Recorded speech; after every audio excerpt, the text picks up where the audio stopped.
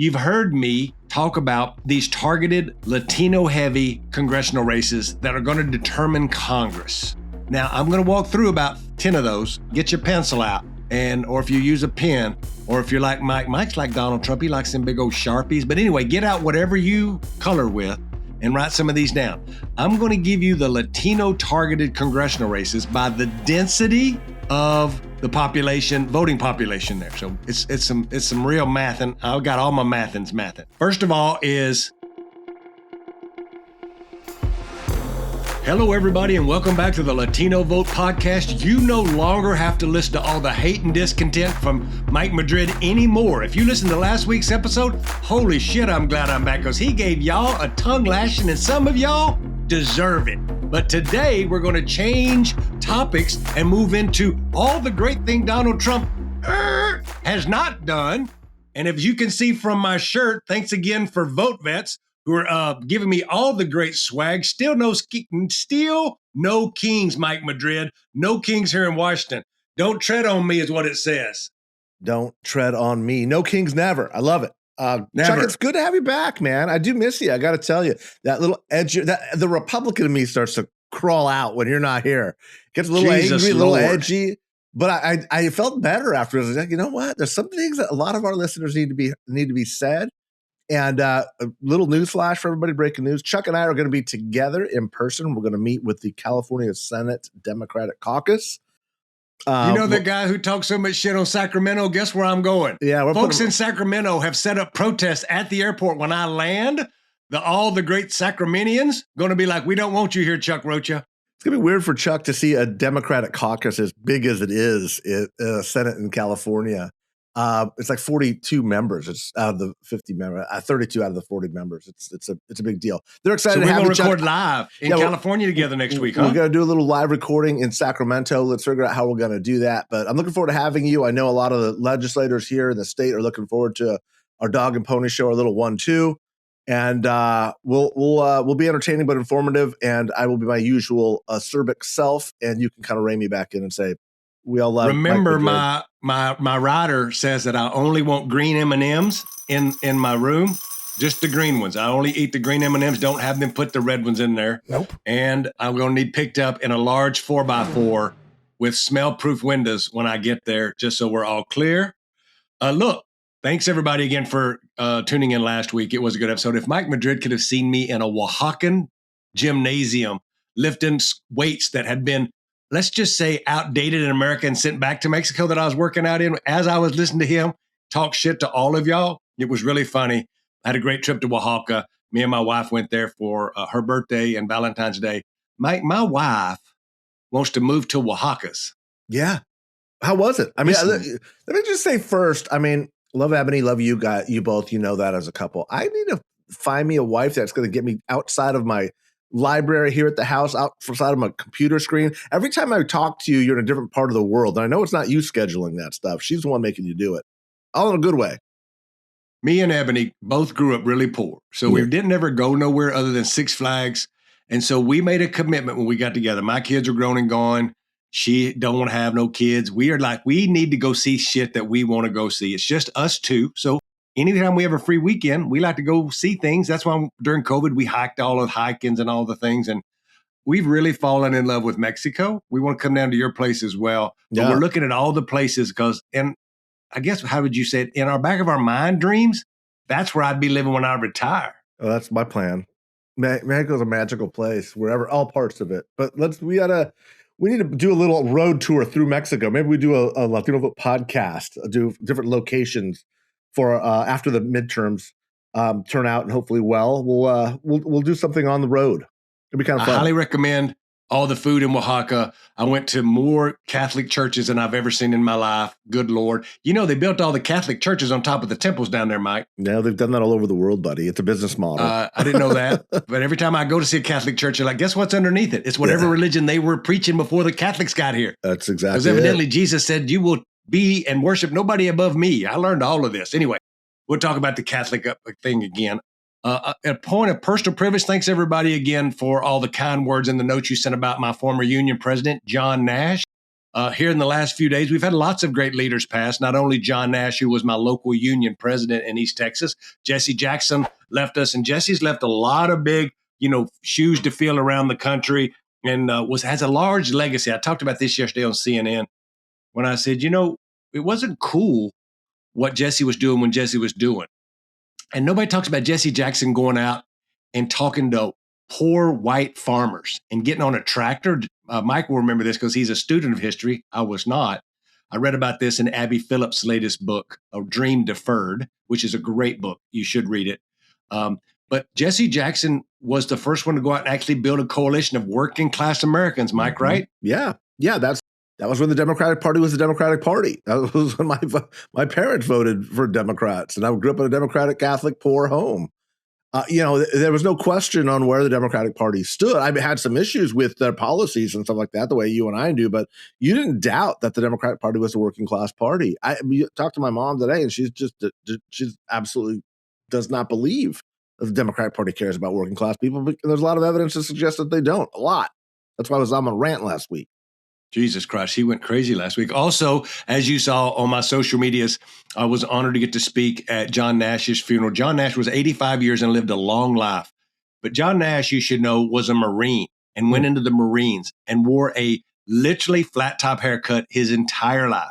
I never saw John, who, when he didn't have his overalls on, have a button-up shirt and have some tobacco juice at some point going down his lip, because that's just who he was.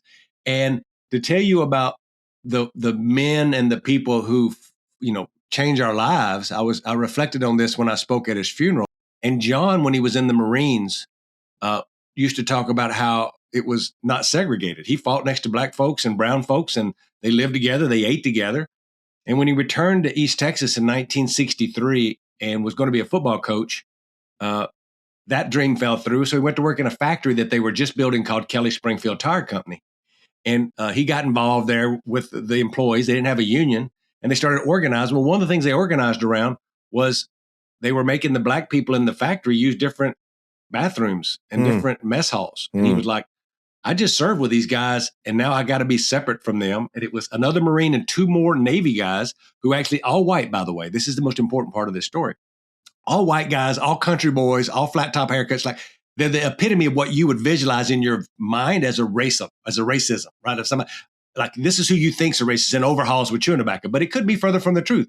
What a civil rights icon. And it just proves that we've let so much of what's happened in our social media algorithm pull us apart that we forget about how, as humanity, and even Mike Madrid and other Republicans talk about the great sins and the things that we've done, we learn from those and we get better from those if we allow ourselves to some of the points Mike was actually making last week. So thanks again. Rest in peace, John Nash. And I appreciate everybody, give me all the love and support online. Let me say this. I wish I would have met John Nash. Just sounds like a solid guy who built kind of this country, who just, gave everything he could, both militarily and through his actions, his political involvement and his work. You said something which jumped out at me. Today's February 18th that we're recording on. And then you were talking about a multiracial coalition, how we have to look out for each other to make change. On February 18th, 1946, there was a major legal decision that was handed down in the case called Mendez versus Westminster. And the Mendez case was actually 8 years before Brown versus Board of Education. Most people don't know this unless you went to school in California or in Texas. I wrote about it a little bit on my Substack today. I'm going to be talking about it. The Mendez decision desegregated Mexican schools. In Mexico? No, sir. In the United States of America. Oh, shit. We used to have Mexican schools where we Mexicans were not allowed to go to white schools. And I look at Chuck. Wow. If you're watching this on YouTube, Chuck did not know this. Most people don't know this. No, I don't know this. This is a fascinating story, and it's a little bit off topic for what we're going to talk about today, but it's very important because today is the 80th anniversary of this decision. What used to happen was Mexican kids were not allowed to go to school with white kids. And the way this story happened in Orange County, again, in the early 1940s, was during the Second World War, when a Japanese family by the name of the Munemitsus were interned. And when they were interned, they took their land. They were farmers, and they sent them to a camp in Arizona. That sounds familiar. We're putting people in camps again. And the Munemitsu family needed somebody to take care of their property, and they didn't trust white people to do it. So they let the Mexican family the Mendezes, come in and take over the farm under the promise that they would someday give it back if they returned, which they did. And so the day that the Mendez family goes and takes their kids to enroll in the local school, the district in Orange County says, you're not allowed to go to this school. You can't go to the 17th Street Elementary School. You got to go to the Hoover School, which is the Mexican school. That's where Mexicans go to school. Anyway, the Mendez family files suit. Thurgood Marshall, if you know that name. I do know that. There's an airport named after him. The great black attorney for the NAACP, who ultimately sits on the Supreme Court, files an amicus brief, which is a friend of the court brief, basically saying that we agree with this. And my point is, when you have Mexicans and Asians and African Americans and a Jewish attorney all standing together to fight against segregation in this country, that's where change happens. It happens through coalitions. And so this court case was overturned 8 years before Brown versus Board of Education. That was the precedent that allowed Brown to be overturned, and we no longer segregated Mexican kids out of schools. This happened throughout the Southwest and into Texas, but primarily in California. So it's a little bit of history that most people outside of the states do not know, but it is central to understanding what segregation and racism did. It wasn't just about a black and white thing, although that's a very important part of the history, obviously. So I bring that up only because men like John Nash were continuing to fight in their own way by pulling people together to create social change. And that's precisely what this minute calls for. So Mendez versus Westminster, February 18th Look that today, up, everybody. 80th anniversary. We'll put a link to the piece that I wrote on it. Yeah, John was one of the first to ever integrate a little league baseball team in Chandler, Texas. And the field was built out of that rock wall they built when they used that money to employ unemployed people. What do they call it when they build them red rock walls? WPA programs. That's what our Little Great League Depression. Team, that's what our Little League. Anyway, it's all these reflections. I'm going to stay on this for a little bit, then we'll get on our regular topics, because you made me think about something when I was in Oaxaca listening to what you were saying about the education system in California on your rant last week, when you talked about how a large percentage of kids that were going in, I'm regurgitating this so I listen, into the California college system who can't read and write, who are illiterate, right? Because their local systems have failed them, and how most of these big cities are controlled by Democrats. I give you that. But it also made me think about where I grew up, because I was home for this funeral, right? And my best friend, who I grew up with, who's got 2 teenage kids, one just graduated high school, he was telling me how he just switched his kid to another private school because he's playing baseball. And his daddy was a great baseball player. And he was like, our schools, Brownsboro schools, are horrible. Kids they're graduating every day and they can't read and write. And they're so far behind where these private schools are in Tyler, which is the largest city 30 minutes into town, right? And every apparatus of that county and city government are run by Republicans. And when I graduated from that same school 35 years ago, I couldn't read and write. And that was for a different reason. I could read on about a 5th grade level, and I could only print when I wrote. But Mike can appreciate this. I was an all-state football player. So I was paid to go to lots of classes where I watched game film. And I really didn't have to do that well in school. And I paid the price when I got out and went to the factory back to John Nash, because I had to write grievances and then do case studies on grievances. So I had to go from not being able to read and write to figuring out how to be a lawyer, because I'm arbitrating cases as a 20-year-old union steward, and I can't read big words. Like when I grab ass with Mike about words, I don't know them a lot of times because I never learned them, but I've learned so much since I got out. Yeah. And because we fail these kids in Latino neighborhoods in California, just like we fail kids in white redneck parts of East Texas that are all Republican. That's right. Because there's money involved and other things. There's plenty of blame to go around. And I'm not doing this to say, oh yeah, but you Republicans suck too. This ain't the point. That's what my rant was. It wasn't about Democrats. It was about both of parties. I thought about it this morning when I was like, I'm going to tell Mike I'm going to push back. And then I said, well, I'm not want to push back. I want to add on. Yeah. I'm not pushing back because what he's saying was right. Yeah. I want to add on and give my experience. Yeah. And then what my best friend told me about his 17-year-old boy who's a good baseball player who can't go to the high school I went to because it sucks. Yeah. Yeah, no, it's no debate here. We're saying the same thing, brother. And like I said, my rant, listen to it again. Do I hit the Democrats? Damn right I do. But I hit the Republicans harder. If the way you make changes by taking on your own party, that's the lesson. And if I've done it, I ain't afraid to do it. I'm not afraid to say it. That's what gives me, I think, a bigger platform to say, because people say Mike Madrid's one of the few people willing to do that. So you know what? I'm going to do that. But that doesn't mean that I'm going to just choose sides and say, oh, the Democrats somehow figured it out. No, bullshit. No, they haven't. It's both sides. And that's what I'm really pushing for. That's why I went on my rant, is it's time for Latino leadership to emerge and start demanding something different, because the Republicans aren't going to fix it for us, and neither are the Democrats. We got to fix that problem.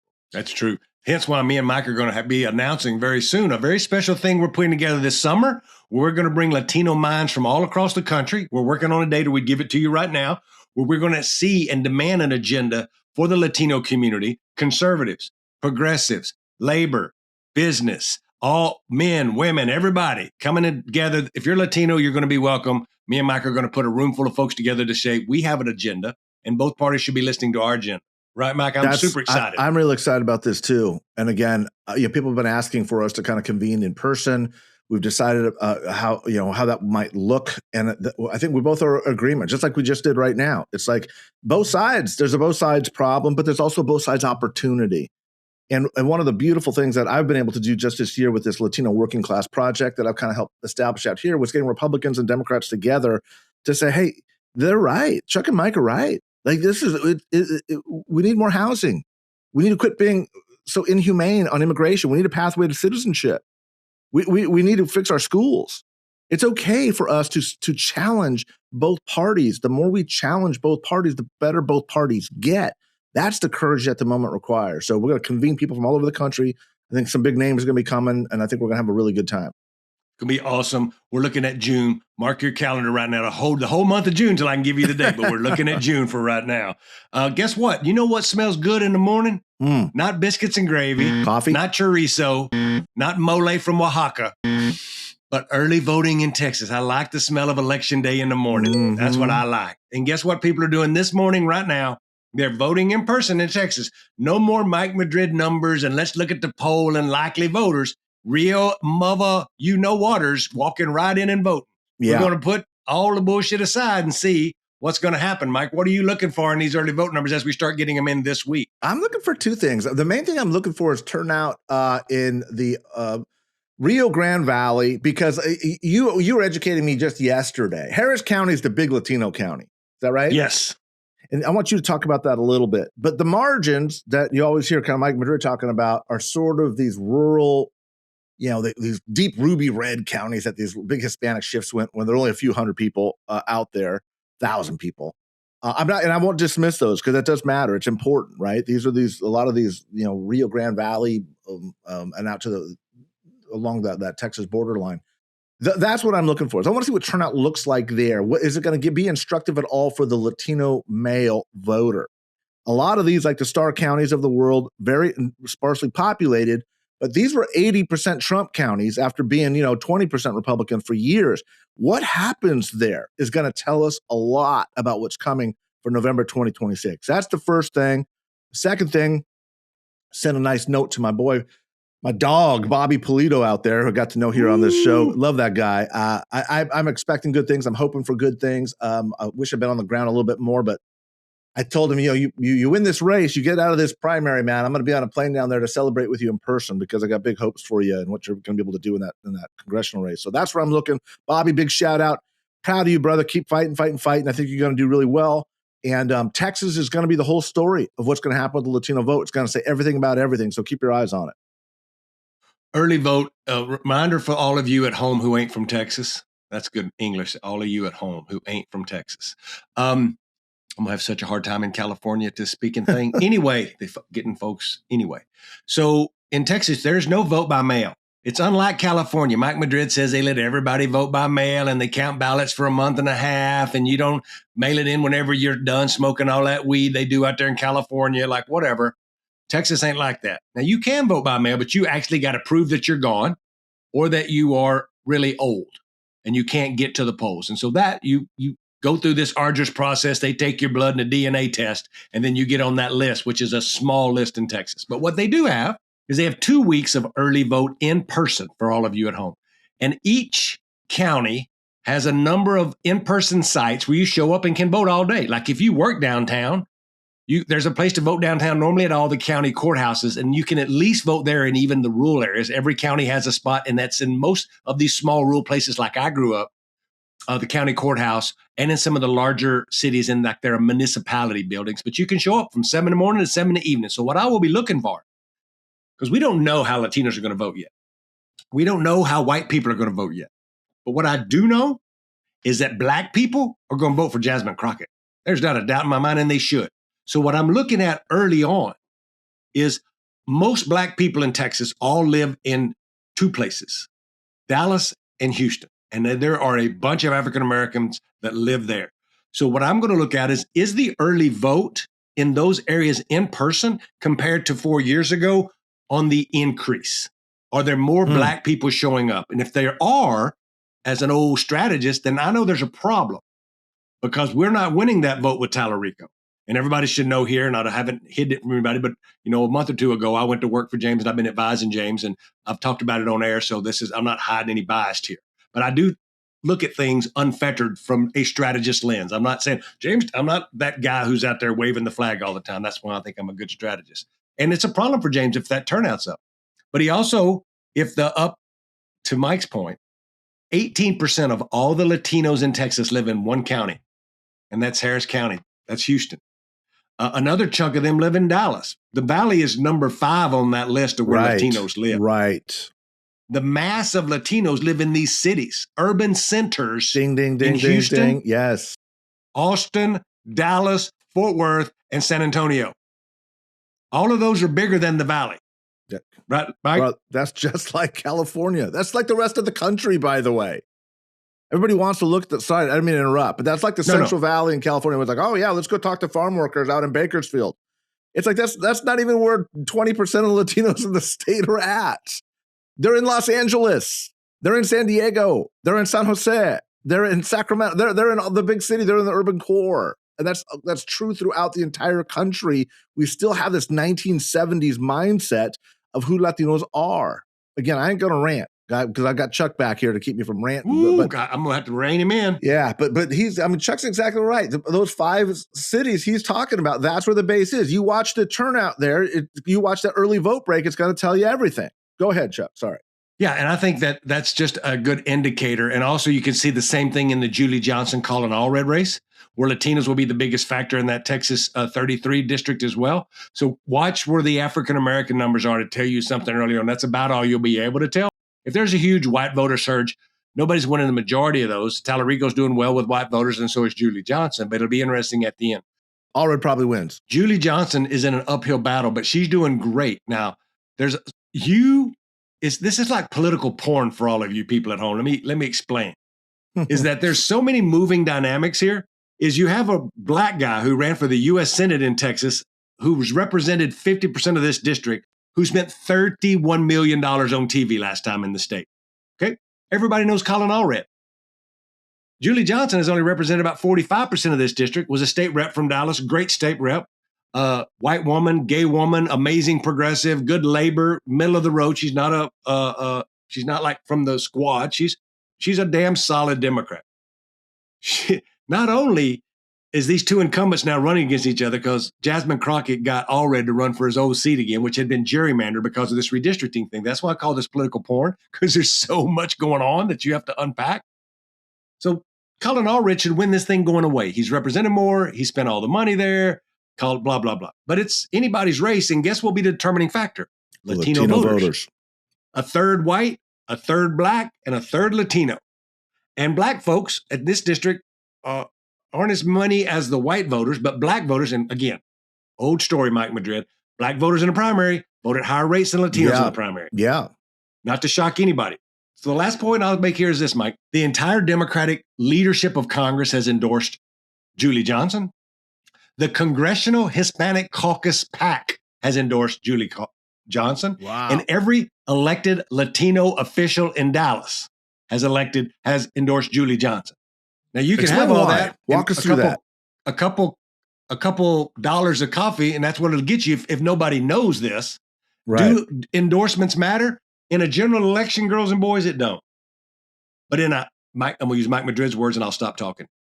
In a low turnout, highly informed universe of people that show up to vote in a Democratic primary who are the base of the base, I think it does matter if she has the money to tell them that. Right, Mike? I think that's exactly right.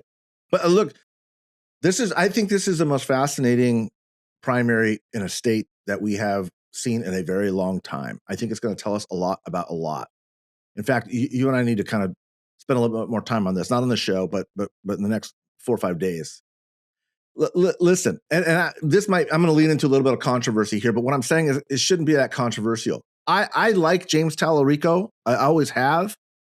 But this is about a style of politics, that Senate race, that needs to change if the Democrats are going to have any sort of viability going forward. Now, I know Chuck just looked up and Chuck's getting nervous because he's like, what's this guy going to say? Look, the Democrats need a cold glass of water thrown in their face. I don't like the type of politics that Allred was playing. I don't like him playing the race card. Either way, I don't like it. If it's ugly, it's dirty, it's Willie Horton in reverse. It's all designed to mobilize and piss off Black people and call James Talarico racist. Now, if there's any candidate that has emerged in the past 35 years that is clearly not racist, it's James Talarico, okay? And I'm really fascinated to see how Latino voters break, because if Latinos voters break for Talarico, and I suspect they will for a whole lot of reasons that I've been talking about for years, the first criticism that's going to come from Black elites is Latinos are racist. That's what it's going to be. And it's exhausting now. It's exhausting. Like, I guess it's just part of what we're going to have to deal with for the latter part of my career. But I'm so grateful that Latinos will redefine this, because we will absolutely vote for Black candidates. We will absolutely vote for white candidates. More often than not, we vote for them before our own Latino candidates. Okay? But we don't see that primarily through the lens of which we make our decisions. That's not the way we see the world. And that doesn't make us more or less racist, but Black and white America can't comprehend that. The Black and white mind in America can't understand that a non-white voter isn't seeing things as black and white. Again, as the first chapter of my book, that's what we are different. That's who we are. We aren't Black people, and we're not fully white. And we get both experiences, and we love both of them. But we are a blended people by definition. Being Latino means you are literally both. We get it. We get that nuance. But you can't, if you think you're going to force us into one side or the other, that's like sawing us in half and saying that's just the way you're going to have to live. That's not what a Latino is. So, and if you ever go ahead, and if you ever actually go do a DNA test to even go deeper, it'll show that you're half Southern European and half indigenous. Just so for all you Mexicans scoring at home, yeah. And we're both. And like this idea that we can put one side down in our others. We've got to, I love the indigenous part of our story, but you know what? I also love that Southern European part of our story. That's who we are. Like, stop it. That's our blood. It's our blood. That's literally the definition of who we are. That's the gift we bring to politics and to this country, is we can navigate both worlds in a society that for 250 years has been unable to work and get along with one another. Why are we allowing ourselves to be degraded into one side or the other? Stand up to that. Refuse it. Bring something new to the American table. That's what we're doing. And frankly, that's what I see happening and playing out in this Texas Senate race. I don't want to overstate it, but I think this is the biggest race, biggest moment in the country, not just in this election cycle, although it certainly is, but probably in the last 5 or 6 years. And pay attention to it. It's happening early enough to where we can draw me and Mike Madrid after this election's over, because it's March 3rd. We'll be able to dig into a lot of numbers and tell you, the listeners, thank all of you for listening, because we'll be able to dissect a lot of this no matter what happens. And I think Mike's exactly right. Before we talk about Mike's brother named Rubio, I want to talk about a few races. And what I mean by that is not black and brown and white races. We're going to pivot from that race to some congressional races. You've heard me talk about these targeted Latino-heavy congressional races that are going to determine Congress. Now, I'm going to walk through about 10 of those. This is where you get your pencil out, get your pencil out, or if you use a pen, or if you're like Mike's like Donald Trump, he likes them big old Sharpies. But anyway, get out whatever you color with and write some of these down. I'm going to give you the Latino targeted congressional races by the density of the population, voting population there. So it's some real math, and I've got all my mathing. First of all is our good buddy Henry Cuellar. He's some of our buddies. He's really Trump's buddy. He ain't my buddy, but I like him. Whatever. He's all right. He's now, because of redistricting, in a Trump plus 11 seat. That's Texas 28. That seat is 85% Latino. So y'all shut up and sit down. 85%. You can't talk about that and not say that that's not a Latino seat, and it's an R plus 10. But to Mike Madrid's point, that was what Donald Trump got a year ago in that seat. Guess what, girls and boys? This is going to be part of the dummy mander, Texas 28. Next is Florida 27, Mike. That's down in Miami. Maria Salinas, the former Univision anchor, who is the Republican congresswoman there, is a Latino seat plus 71. 71% Latino in Miami. This is the Cuban seat, along with a couple others down there. If Mike Madrid, if I was asking you to do some math, of the 71% of the Latinos that live in Florida 27, what is it? 70, 80% Cuban? It's not quite that high, but that's a great question. It's probably, I don't know the answer. It's sitting at more like 50, 55%. Okay. Yeah, but a lot of Venezuelans, a lot of Central Americans, Mexicans probably sit around fourth. That's South Florida broadly. I don't know that that's the entire area. And it's Miami proper. Yeah. So even the city of Miami is less than 50% Cuban, which is, it's been growing with other Central American and South American constituencies. Florida's that cool petri dish because you get all the diasporas, there's that word again, Chuck, all in one kind of kettle of fish without Mexicans. And so it allows us to kind of look at some very different things and start really dissecting and disaggregating the Latino vote. Got this great kid from Harvard I'm working with that's doing this amazing study on pulling together the different country of origins in Miami, and he's finding out some really fascinating things about way people are voting by country of origin. But the Cuban vote, and look, I Sabrina Rodriguez, big shout outs to her, who's now at the Wall Street Journal. We've had her on the show before. We should have her on again. She's Cuban. She's from Hialeah, down in Miami. She's a princess of Hialeah. What are you saying? She's the Duchess of Hialeah. My bad. She's a dear friend of both Chuck and I, and certainly the show. We were on CNN the other day, and she's like, "Mike, you're being a little bit rough on the Cubans," because sometimes I get a little bit rough on the Cubans because it's like you get to all the benefits of being you and Boris, because Boris is from down there. Boris and Sabrina are both from. I call him the Duke and the Duchess of Hialeah, of South Florida. Yeah, we were on the show. This is when I was out there in Washington a few weeks back. My point is, sometimes on social media, I'm a little bit critical of our Cuban brothers and sisters because it's like, I just want to be a reminder, Cubans, again, we bent over backwards as a country for the Cubans to allow as many immigrants here as possible from the small island nation. And I don't regret that. I think that's great, but they've got a certain obligation to be out there looking for, protecting, and fighting for other immigrants who are under similar circumstances. And they're not, brother. I always told them the Cubans are the most anti-immigrant, legal immigration, along certainly with illegal immigration. And there's obviously, Cuban versus kind of the world thing going on there. I love them for who they are, but they're not, up until this year, they have not been the best allies with other Latinos, I think, on a lot of these key issues. That's the way I'm going to say it. If the Cuban vote is starting to slip because of this immigration stuff, like the story that we sent around, this could be a problem for her. If the Latino vote if the Cuban vote stays solid, she's got nothing to worry about. But if she loses 5%, 10% Cuban support because of what Donald Trump's doing by deporting Cubans, she's fucked. I think she's in trouble. I think she's responding the way she is. Brother, I never thought in 35 years of doing this, I'd see the Cubans turning like this. Cuban elected officials are turning on Trump saying, what are you doing? What are you doing? You're deporting. It's like, that's the terror that all these other communities have been living under, my Cuban brothers and sisters. Now, do you get it now? Do you get it? It's that old adage, when they come for the Mexicans, they came for the black people, they came for the Jews. I wasn't Jewish. I wasn't black. I was Cuban. Holy shit, they're coming for the Cubans now. Yeah, what did you think was going to happen? Here it is. And so once it happens, there's panic. I'm going to bang through the rest of these, so pay attention. We just went Texas 28, Florida 27. Next is Bobby Polito, Texas 15 is 67% Latino. Bobby, my dog. That's a plus 12 Trump seat. So if that's swung, we're going to see about that. Texas 34, Vicente Gonzalez, it's a Trump plus 10 seat. These are all seats that Texas redrew. But watch in November to see how much more they swing. Maybe not enough, but we'll see. Vicente Gonzalez is 63% Latino. Then we leave the state of Texas. I'm doing these in order. Yeah. And go to California 13, something Mike Madrid may have been the first one to start talking about back in the day with this podcast. It's 41% Latino. Tell folks where the new Valadeo's. California 31 is. I know it's 13. The Valadeo, right? No, this is the other one.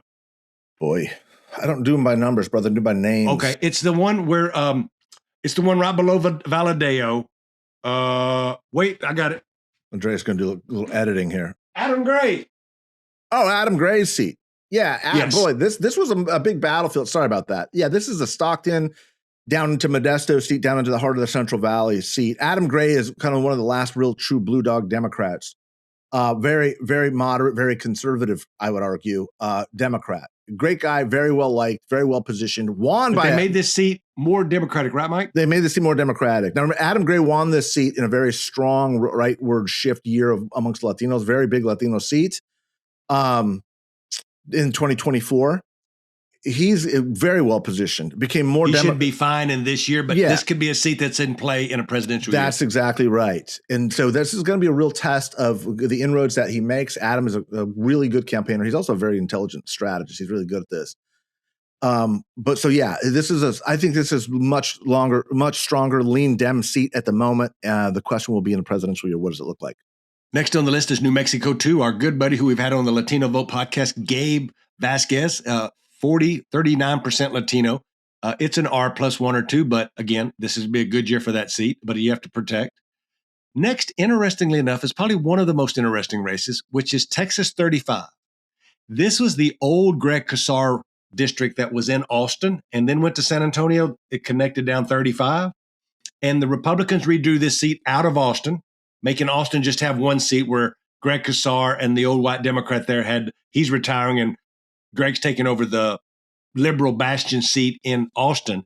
And they created this seat that is around San Antonio, and it's an R plus 12 last time, but it is 40% Latino. That's a roll of the dice, brother.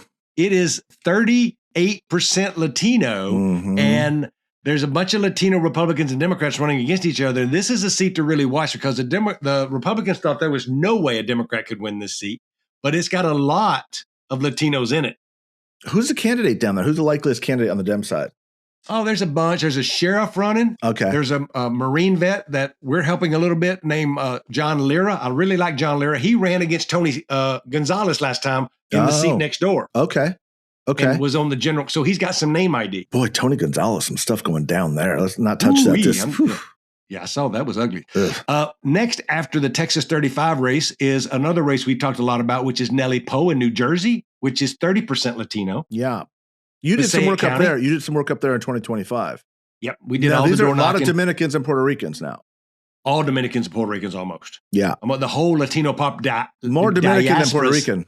Yeah, exactly. Look at you got that. You've been practicing that word diaspora in the middle of the night. Yeah. I had diaspora one time, but I took these pills and it made it get solid. Anyway, California 22 is Valadeo, which makes your eye twitch a little bit. We talked about that as, let me see if I learned that word, ad nauseum. Sometimes when I have anyway, not combining metaphors.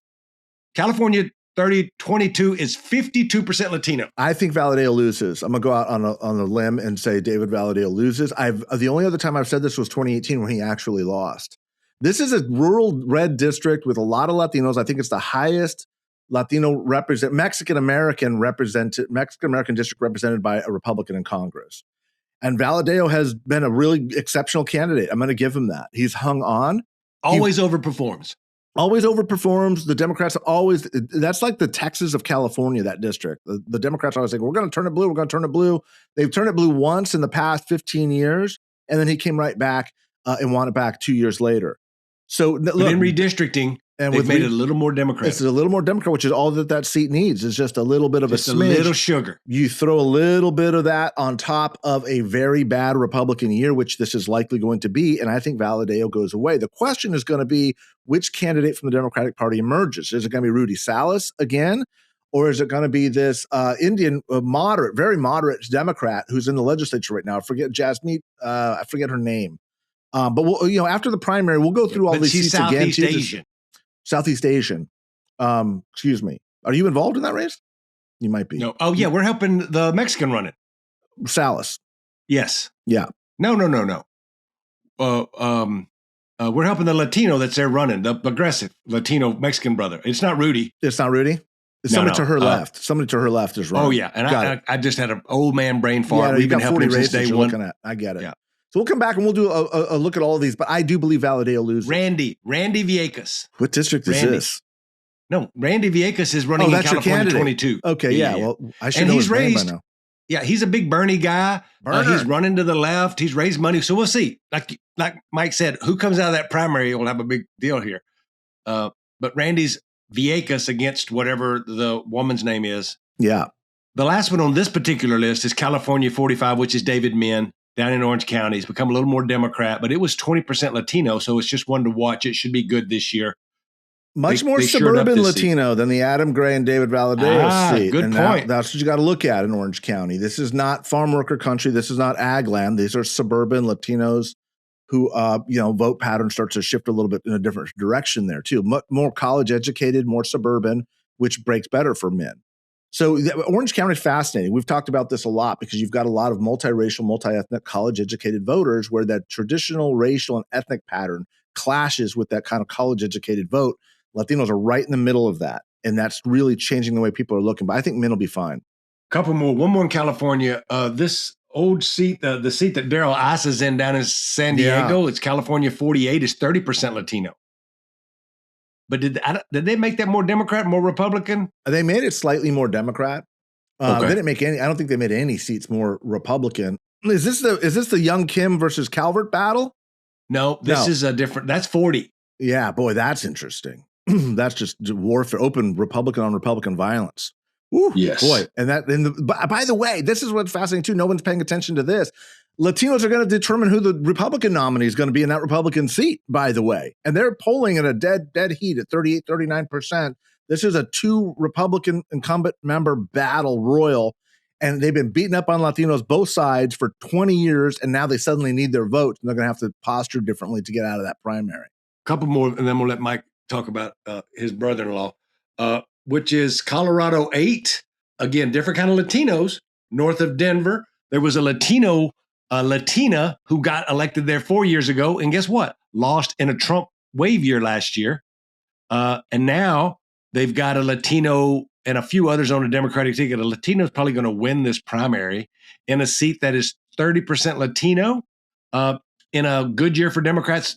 This is the one the Democrats think that they'll win back along with a few others, but this is definitely that Colorado suburban Denver seats, much like the Orange County seat that they were talking about. And then the last two are Arizona 6, where there's a Republican Latino we always talk about down there, Siscomani in Arizona 6, which is 20% Latino. It may be more than that, but those Arizona seats are interesting. But that's kind of like all of those seats we just talked to. And we didn't talk about Pennsylvania 7, that's got the Puerto Ricans, that's 18% Latino, or New York 2, or any of those. But just the ones 1, 2, 3, 4. There's like 15 or 20 seats. We'll do a whole little breakdown of them with a little manual for everybody. I think, Chuck, is what we ought to do. But we're going to spend some time on. We'll bring in some of these candidates to kind of talk about them, give them a little bit of airtime here, some national news, help them with some of their fundraising efforts, both sides, Republican and Democrat, because we're equal opportunity offenders here. But let me one quick thing that Chuck mentioned that I want to bring up. He keeps mentioning this 30% number. Let me tell you why this is so important. Between 1990 and 2010, every time the Latino percent of the population, just the population, not even the voter model, but the population would hit 30% in California, the Republican would lose that seat. You could count on it like clockwork. 30% was the magic number. There was not, for 20 years, there was not a Republican who would represent a district. And as California was becoming more and more Latino between 1990 and 2010, once it hit 30%, they would lose that seat. And we're going to see if that metric holds out. Again, Latino voters are changing in their behavioral patterns. But I do want to see, just as an old guy, to see if that old, guideline, if that old rule in the rule book holds true as we look into a year like this and going forward. We want to end the show with Mike talking about becoming the campaign manager for Marco Rubio. Mark, would you like to tell us about that in Madrid? Yeah, I want to. There's a really anomalous thing popping out. Marco Rubio gives his speech at the Munich conference which is really kind of a meeting of our NATO allies. He gives a very, very different speech than J.D. Vance did last year. Much more accommodating, much more visionary. You forget how good of a speaker Marco Rubio is. You can say whatever you will about him, and I will say a lot about him that is negative because of the man he's become during the Trump era. But the man knows how to speak. He knows how to articulate American principles, even though he clearly does not know how to practice them anymore. For the record, I was a 2016 Rubio, advocate. That was my candidate. That's who I was backing. That's who I was very public about in the primary against Donald Trump. I wanted to have a Latino at the top of the Republican ticket. I think if he had won and beat Donald Trump, then we would have a very different Republican Party. We'd have a very different country at this moment in time. To say, the least, I'm extraordinarily disappointed in Marco Rubio, and I have been extremely critical of him. But what gets me is this. What I have seen in the last 48 hours after this speech in Munich is all of these conservatives saying, we need a Latino president. We need a Latino president. This is the guy. These are the same people that didn't like the Latino halftime show just a week ago. And that's my criticism. Is okay, this is this bullshit, this dishonest bullshit about demographic change. Suddenly, all these, right-wing conservatives who don't like anybody that doesn't look like them, sound like them, eat food like them, or pray like them, suddenly they're like, oh yeah, we need a Latino, because they're realizing the size of the wave that's going to come. And they somehow think that Marco Rubio is going to stem that back in 2028. Maybe they're right, maybe they're wrong. That's going to be a lot of what I'm sure we'll dissect on the Latino Vote podcast after this. We'll try to get Marco Rubio on the show. But let me just say this. I've been extraordinarily disappointed in Marco Rubio as a Latino, as a Republican, as an American, as a politician, and on and on and on. But the dishonesty, the complete hypocrisy of the Republican base to now start leaning into our Latino candidate after Marco Rubio hasn't said a word about what's going on with the terrorizing of our communities, with the hunting down of our people, with the ridiculous tariff policy that's hurting us economically, like on and on and on. I don't know if he's able to overcome the Trump stink, but we'll see. But I just want to throw that out, is even the Republicans are figuring this out. They're realizing there's a problem, and they're hoping that Marco will be the great Latino savior. I'm skeptical, but he doesn't need to do much better, much worse than Trump. He could still win doing much worse than Trump heading into the 2028 cycle. That's a topic for another day, but thanks for letting me talk a little bit about Marco. If Marco's on the ticket, can you imagine what we would be talking about if it's J.D. Vance for president, Marco Rubio as vice president, and just for shits and giggles, I don't know, the Democratic governor of pick your state, let's say Pennsylvania, and he picks Ruben Gallego to be his vice president. That would be awesome for our community. I bet that's coming. 100%. Because they know that they have to have this swingy of swing votes as part of these tickets. I just finished an op-ed talking about why there should be a Latino on the ticket, and why, because of what we've seen within what me and Mike talk about with the swingy of this vote and the importance of it in these important states of Arizona and Nevada and Pennsylvania and Michigan and Georgia and North Carolina. That's another podcast for another day. But hey, I really appreciate all of you tuning in this week. I know you were yearning to have me back, and I could hear the yearns all the way down in Mexico. And when the yearns get to me, I like to answer the yearning call. So I'm going to Sacramento last week. All of y'all say a little prayer for me. I'm going to be landing out there in the big California. Mike's already got like his mushroom dealer lined up to get me some psychedelics, and I cannot wait. Mike, we're going to be out to see you. And for all of you out there, don't forget to call your mom if you're lucky enough to have her, and like and share us. Go to the YouTube. Like the YouTubes. Mike Madrid will go on to YouTube because he has nothing else better to do and communicate with you on the YouTube chats, on your comments. That's what I do. Tell him he's crazy. He'll come back and tell you the 5 points of why you're crazy. Start liking and following the YouTubes. Until next week, y'all be good.